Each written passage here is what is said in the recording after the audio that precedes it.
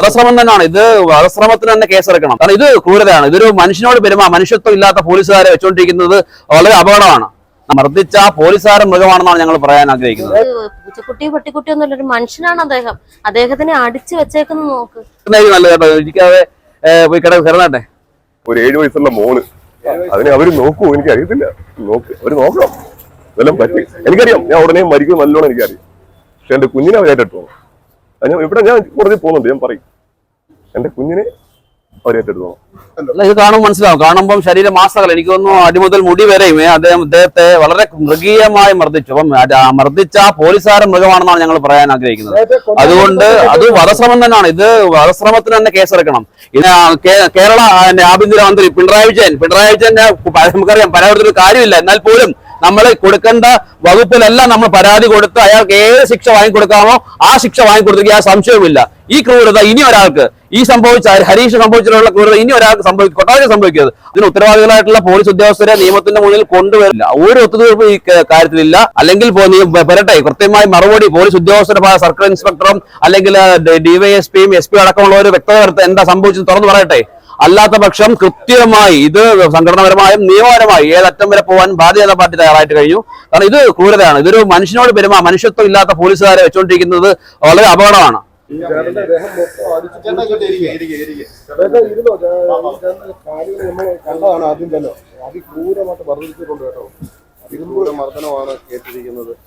പിന്നെ 2 മണിക്കൂർ ചുറ്റി തന്നെ എടുത്ത് പിടിക്കൊണ്ടിരിക്കുന്നത്, എന്നെ ഇടിച്ചോണ്ടിരിക്കുന്നു. അതേ സ്റ്റേഷനിൽ ചെന്നു. സ്റ്റേഷനിൽ ചെന്നപ്പം ഞാൻ ചോദിച്ചു, സാർ എന്തിനാ അടിച്ചാൽ, എന്തിനാ വിളിച്ചാൽ വരത്തില്ലെന്ന് ചോദിച്ചു. അന്നേരം എന്റെ ചെവിക്കുള്ള അടി വന്നത്. അപ്പൊ ഞാൻ വീണ പുള്ളിയുടെ ടേബിളിന്റെ മണ്ടയില് റീസെന്റ് ഓഫീസിൽ വീണ് കഴിഞ്ഞ തന്നെ ഒരു 2 പിടിച്ചു കഴുത്തലും പിടിച്ച് 2 നടുവിനും പിടിച്ചിട്ട് ഈ കാല് അടിച്ച് 2 കാല്. ഞാൻ പറഞ്ഞു, സാറേ ഇവിടെ വെരിക്കോസ് പൊട്ടു, ഇലക്ട്രിക്കിന്റെ ലാത്തിയാന്ന് തോന്നുന്നു. ഇപ്പഴും കാല് വേറെ 2 കാലിലുണ്ട്. 2 കാലിലും അടിച്ചല്ലോ. 2 കാലിന്റെ പാദം അടിച്ച് പൊട്ടിച്ചു കേട്ടോ. ഇതുണ്ടോ, നീലിച്ച് കിടക്കുക. ഒരു മനുഷ്യനോട് അതും കഴിഞ്ഞിട്ട് എന്നെ അങ്ങ് ലോക്കപ്പിൽ കയറ്റി. ഡ്രസ്സല്ല, നിക്കറ് മാത്രമായിരുന്നു. അയച്ചിട്ട് കേട്ടിട്ട് നീ നിർത്തി ഇരിക്കുകയും ചെയ്യല്, നഗ്നനായിട്ട് നീ ഇരിക്കുകയും ചെയ്യല് കിടക്കുകയും ചെയ്യലെന്ന് പറയും. പോലീസ് സ്റ്റേഷനിൽ നഗ്നനായിട്ട് ഇത്രയും കാലം അടിച്ച് പൊട്ടിച്ചിട്ട് ഇരിക്കാനും വയ്യ, കിടക്കാനും സമയത്ത് എന്നെ ഒരു 1-2 മണിക്കാണ് മെഡിക്കൽ എടുക്കാൻ കൊണ്ടിരുന്നത്. മെഡിക്കൽ എടുത്തോണ്ട് പോയിട്ട് പിന്നെ എന്റെ വെളി കിട്ടാൻ എല്ലാവരും കാണുന്നവരെല്ലാം അടിക്കുമായിരുന്നു. കരക്കരയിലെ ഹോസ്പിറ്റലിൽ മോളെ കൊണ്ട് പോകാൻ വേണ്ടി ഇറങ്ങിയതായിരുന്നു. അന്നേരം നമ്മൾ വന്ന വഴിയാണെങ്കിൽ ഒരു കുഞ്ഞിടുക്ക് വഴിയാണ്. അപ്പൊ 2 വണ്ടി ചെറിയ വഴിയാണ്. അങ്ങോട്ടും ഇങ്ങോട്ടും 2 വണ്ടിക്ക് പോകാനുള്ള സൗകര്യങ്ങളൊന്നുമില്ല.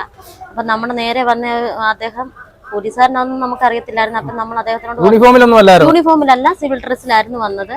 അപ്പൊ ഞങ്ങൾ പുള്ളിയോട് പറഞ്ഞു, ഇതേപോലെ വണ്ടി ഒന്ന് പുറമോട്ട് എടുത്തു കഴിഞ്ഞാൽ നമുക്ക് 2 കൂട്ടർക്കും ബുദ്ധിമുട്ടില്ലാതെ പോകാമെന്ന് പറഞ്ഞു. അപ്പൊ പറഞ്ഞു ഓക്കെ എന്ന് പറഞ്ഞ് എല്ലാം റെഡിയായി വണ്ടി എടുത്ത് മാറിയതാണ്. വണ്ടി എടുത്ത് മാറി പുറകോട്ട് പോയിട്ട് പിന്നെ ഇദ്ദേഹം ഫ്രണ്ടിലോട്ട് വന്നിട്ട് ചോദിച്ചു, നീ മദ്യപിച്ചിട്ടാണോ വണ്ടി ഓട്ടിക്കുന്നതെന്ന് ചോദിച്ചു. അന്നേരം എന്റെ ഹസ്ബൻഡ് പറഞ്ഞു, അതറിയേണ്ട കാര്യമില്ല, മദ്യപിച്ചിട്ടൊന്നുമല്ല വണ്ടി ഓട്ടിക്കുന്നതെന്ന് പറഞ്ഞു.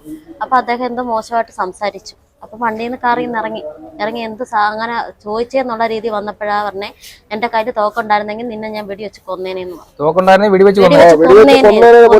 പറഞ്ഞു. അങ്ങനെ ആ പ്രശ്നം അത് കഴിഞ്ഞ് ഞങ്ങൾ കൊട്ടാരക്കരെ പോയിട്ട് ഹോസ്പിറ്റലിൽ പോയില്ല, നേരെ പോയത് കുഞ്ഞമ്മയുടെ വീട്ടിലോട്ടാണ്.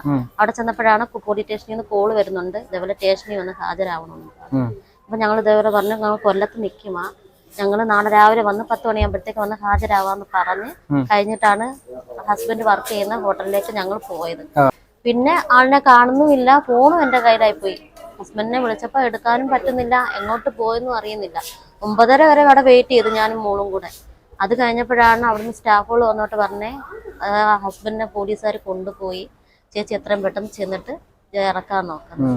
അപ്പൊ അന്വേഷിച്ചപ്പം അവര് 7:30 ആയപ്പോ പിടിച്ചോണ്ട് പോയതാണ്. 9:30 ആണെങ്കിൽ സ്റ്റേഷനിൽ ചെന്നിട്ട് ഇത്രയും ഇഞ്ച പരുവത്തിൽ അടിച്ചു നോക്കാൻ പാകത്തിന് എന്ത് തെറ്റാ അദ്ദേഹം ചെയ്തത്? എന്ത് തെറ്റ് ചെയ്തു? തോക്കുണ്ടായിരുന്നെങ്കിൽ വെടിവെച്ച് കൊല്ലാൻ. പൂച്ചക്കുട്ടി പട്ടിക്കുട്ടി ഒന്നുമില്ല, ഒരു മനുഷ്യനാണ് അദ്ദേഹം. അദ്ദേഹത്തിനെ അടിച്ചു വെച്ചേക്കുന്ന ഉടുതുണി ഇല്ലാതെയാണ് ആ സെല്ലിൽ അദ്ദേഹത്തിന് അത്രയും നിർത്തിയത്. കാരണം കണ്ടിട്ട് ചങ്ക് പൊട്ടിപ്പോയി. ആ സെല്ലില് കൂടെ നിൽക്കുന്നവർക്കെല്ലാം ഡ്രസ്സുണ്ട്, അദ്ദേഹത്തിന് മാത്രം അടിവസ്ത്രം ഇട്ടുകൊണ്ട് നിർത്തിയേക്കുന്നു. ഒന്ന് കിടക്കാൻ പോലും സമ്മതിച്ചില്ല. നീ കിടക്കണ്ടെന്നാ പറഞ്ഞത്. കിടക്കണ്ട, നീ സെല്ലില് കിടക്കണ്ട, നീ നിക്കാന്. ചേച്ചി ചെന്നപ്പോ ഇദ്ദേഹം വസ്ത്രമില്ലാതെ ഇദ്ദേഹം അടിവസ്ത്രം ഇട്ടും കൊണ്ട് സെല്ലി നിക്കുക. ബാക്കി കൂടെ നിൽക്കുന്നവരെല്ലാം ഡ്രസ് ഇട്ടിട്ടുണ്ട്. അത് ശരി. ഇതിന്റെ നരനായാട്ടാണത്. ഇത് വെച്ച് കുറിപ്പിക്കാൻ നമുക്ക് തയ്യാറല്ല. കാരണം നമുക്കറിയാം ആ വന്ന പോലീസുകാരൻ അദ്ദേഹം മദ്യലഹരിയിലായിരുന്നു ഞങ്ങൾക്ക് സംശയമുണ്ട്. കാരണം അദ്ദേഹം അല്ലെങ്കിൽ ഈ തരത്തിൽ ഇത്രയും നികൃഷ്ടമായ രീതിയിൽ ഒരു മനുഷ്യനെ അതിമൃഗീയമായി, അതിനപ്പുറം എന്താ വാക്ക് പറയാം, ആ വാക്കാണ് നമുക്ക് ഉപയോഗിക്കേണ്ടത്. കാരണം നിയമപരമായി ഞങ്ങൾ നേരിടും. ഏത് പോലീസ് ഉദ്യോഗസ്ഥനായാലും നീക്കൊന്ന് പേടിച്ചോണം. ഞങ്ങൾ അതുകൊണ്ട് ഇപ്പോൾ ഉടനെ തന്നെ പെട്ടെന്ന് തന്നെ ഞങ്ങൾ നിയമപരമായിട്ടും എല്ലാ രീതിയിലും ആലോചിച്ച് നമ്മൾ കാര്യങ്ങൾ ചെയ്യുന്നത്.